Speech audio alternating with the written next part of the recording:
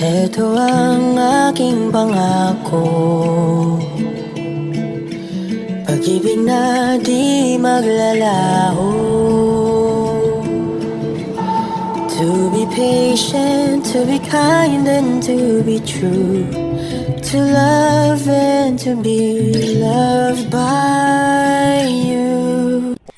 Yura, nakaka-excite naman talaga ang mangyayari next Monday sa episode ng How to Spot a Red Flag. Excited na ang lahat ng mga bubbles kasi parang may maghahalikan sina Matt at Cha. At bitin na bitin talaga ang mga bubbly sa mga episodes. Ito nga ang ilang mga komento nila na excited na nga next Monday. Sabi nga ni I am Noyan, sobrang bitin, ang heart ko parang sasabog na, ang tagal ulit mag-Monday. Say naman ni Sahohe Moderna, hay nako, 5 days pa ulit ang antayan para sa episode 5. Nakakainip.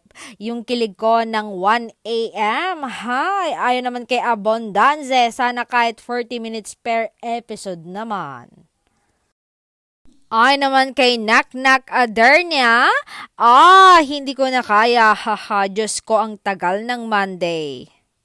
Komento naman ni Lia, kaya nga sana araw-araw din sa view. Ay naman kay Ayesha, bitin naman. At kung mangyayari nga ang dilulo ng lahat ng mga bubblies ay magwawala talaga ang mga Dunbell fans sa buong mundo.